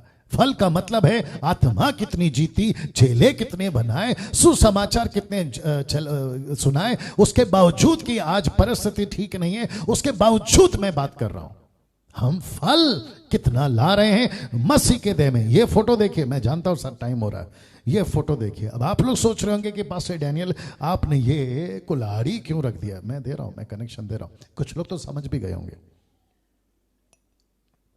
एक व्यक्ति था जिसका नाम था यूहन्ना बपतिस्मा देने वाला। उसने यीशु के आने से पहले चिल्ला चिल्ला कर शास्त्री फरीसियों को बोला। क्या बोला? देखिए मत्ती 3:10 में उसने कहा, अब कुल्हाड़ा, मैं रिपीट करता हूं, अब कुल्हाड़ा पेड़ों की जड़ पर रखा हुआ है, इसलिए जो जो पेड़ अच्छा फल नहीं लाता वह काटा आग में झोंका जाता है। ये पेड़ कौन सा है?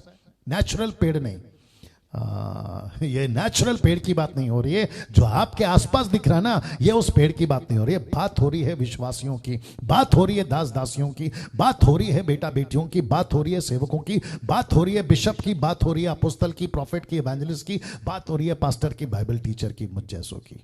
हम सब की बात हो रही है।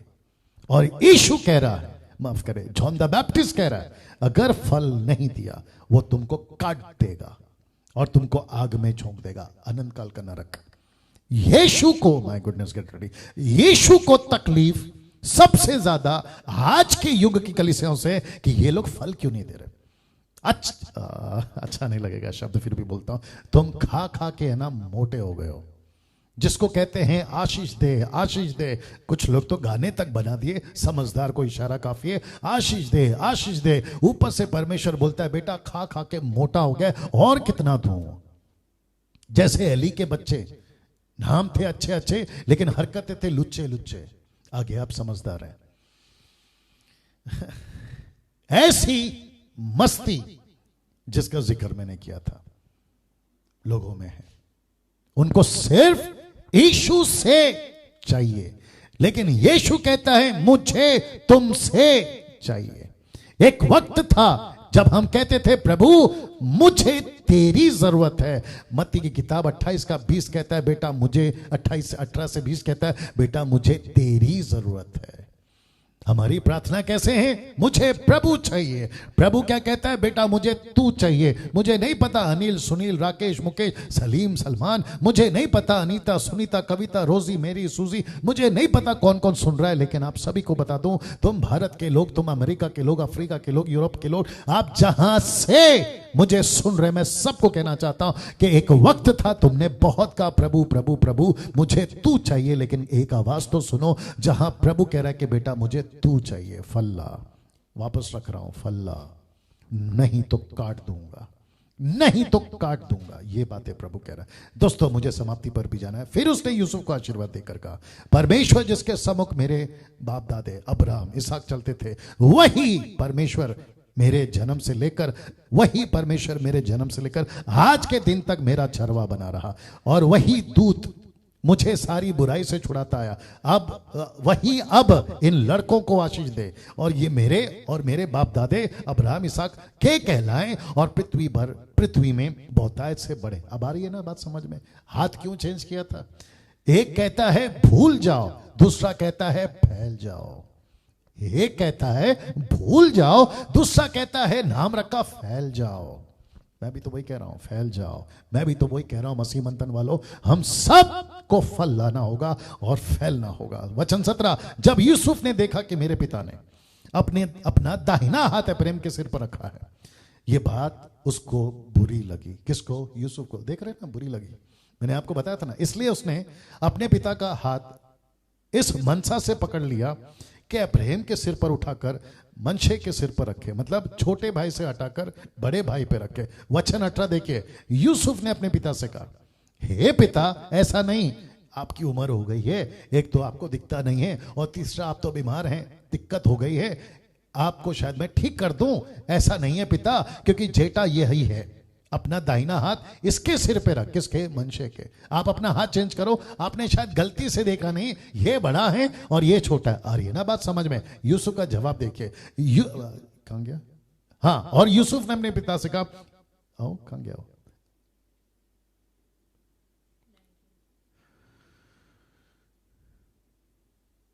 कहां गया? हाँ, उसके पिता ने कहा, नहीं सुन। लिखा है, याकूब कह रहा है, उसके पिता ने कहा, नहीं सुन, ये मेरे पुत्र, मैं इस बात को भली भांति जानता हूं, मैंने गलती नहीं की है। तेरे हिसाब से मेरी आंख तकलीफ में है, मुझे धुंधला दिखता है, मेरे को बीमारी है, लेकिन जो मुझे लीड कर रहा है ना, वो परफेक्ट है। उसने मेरा हाथ चेंज किया, मैंने नहीं किया। वो मुझसे बात कर रहा है, ये उसकी योजना है।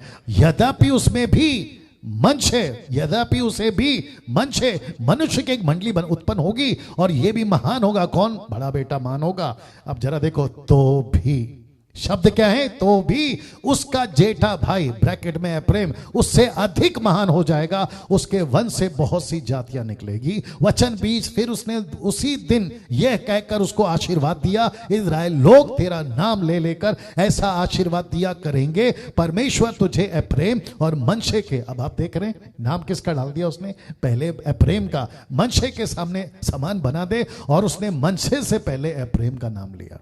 अब आप देख रहे हैं कनेक्शन। तब इज़राइल ने यूसुफ से कहा, देख, मैं तो मरने पर हूं, परंतु परमेश्वर तुम लोगों के संग रहेगा, तुमको तुम्हारे पितरों के देश में फिर पहुंचा देगा, और मैं तुझको तेरे भाइयों से अधिक भूमि का एक भाग दूंगा। मतलब सबसे ज्यादा हिस्सा मैं तुझे दूंगा। किसको? यूसुफ को।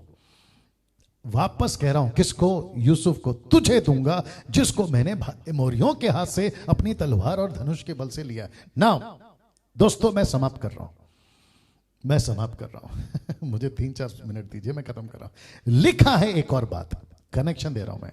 किसका? अब्राहम का। यूसुफ और रूबेन का कनेक्शन। यूसुफ छोटा था कि बड़ा था, या रूबेन छोटा था कि बड़ा था? आपको याद करा देता, मैं रखूंगा मनशे और अब्राहम के साथ। तो यूसुफ और रूबेन का कनेक्शन मनशे और अब्राहम के साथ में। रूबेन बड़ा था, यूसुफ छोटा था। याद आया आपको? मैं रिपीट करता हूं कि रूबेन किसका बेटा है? लिया का। पहला बच्चा किसको हुआ? लिया को। राहेल को बच्चा कब हुआ? सबसे लास्ट में आपको याद आया ना? तो यूसुफ को परमेश्वर, माफ करें, याकूब कहता है, मैं सबसे ज्यादा तुझे दूंगा। तो जब तेरे पे आई यूसुफ बाबा, जब तेरे पे आई तो वो ठीक है, लेकिन जैसे ही तेरा पिता ने हाथ बदला, मनशे को जो बड़ा था उसको छोटा बनाया, और जो छोटा था उसको बड़ा बनाया, तब क्यों तकलीफ हो गई? और ये कॉन्सेप्ट परमेश्वर का है। मैं वापस कह रहा हूं, कहां से शुरू हुआ मैं आपको बताता हूं। रूबेन बड़ा था, यूसुफ छोटा था। याकूब के 12 गोत्र, एक तरफ रूबेन ब्रैकेट में शिमोन, लेवी, यहूदा, इसाकार, जबलून। ऐसा हो सकता है कि नाम का जो सीक्वेंस ऊपर नीचे हो सकता है, लेकिन यूसुफ को मैंने बिल्कुल ठीक जगह पे रखा है। अशेर, गाद, दान, नप्ताली, यूसुफ है 11वें नंबर पर। अब आप बताइए, यूसुफ कहां पहुंच गया? 1 नंबर पर। जो 1 नंबर पर है वो कहां चला गया? 11वें नंबर पर या नीचे, यही तो बता रहा ना। तो रूबेन बड़ा था, यूसुफ छोटा था, लेकिन याकूब ने यहां भी हाथ बदला था। बोला नहीं, याकूब माफ करें, यूसुफ को ब्लेस करूंगा। याकूब छोटा था लेकिन एसाव बड़ा था, लेकिन आशीष कौन लेकर गया? याकूब। यहां पे भी छोटा बड़ा का खेल। अब इसको देखे, इसहाक छोटा था, इश्माइल बड़ा था, लेकिन आशीष लेकर गया छोटा इसहाक। अब इसको देखो, पहला आदम बड़ा था, दूसरा आदम यीशु बना। अरे है ना बात समझ में? तो परमेश्वर की लिस्ट में जो छोटा होता है उसको बड़ा करता है, और जो बड़ा होता है उसको छोटा करता है। अरे है ना बात समझ में?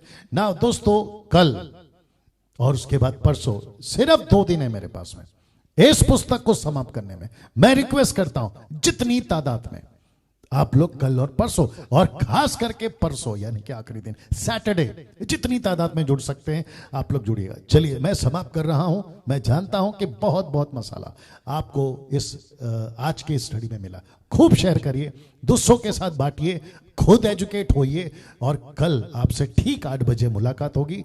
चैनल को सब्सक्राइब करना नहीं भूलना, मेरे पेज को, मसीह मंथन के पेज को लाइक करना नहीं भूलना, और आइकन बेल दबा लीजिएगा अगर सब्सक्राइबर्स हैं। और साथ ही साथ में मसीह मंथन बैठक ग्रुप के साथ में बड़ी तादाद में जुड़िए, लाखों की तादाद में जुड़िए, ऐसा मैं आपको स्वागत करता हूं। कल ठीक 8 बजे। अपना ख्याल रखिए। जय मसीह।